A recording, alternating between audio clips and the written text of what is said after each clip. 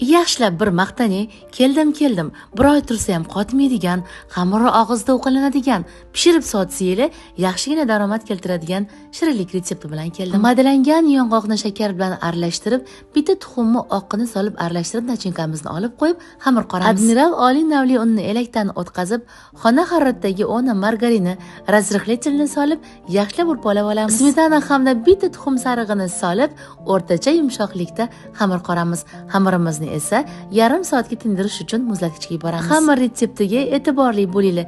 Video tagida to'liq retseptni qoldiraman. Bu pisochniy xamirni proporsiyasi umuman boshqacha. Ko'rsatilgandek qilib yoyib, bo'laklarga bo'lib, nachinkalarimizni joylab olamiz. Xamir yupqa yolganiga ahamiyat bering. Xuddi xamir hasib o'ragandek o'rab, 175 gradusda 15-20 daqiqa davomida pishirib, sovutib olamiz. Shakar upasiga belaymiz. Retsept tayyor. Retsept yoqqan bo'lsa, notirangizni duo qilishni unutmang.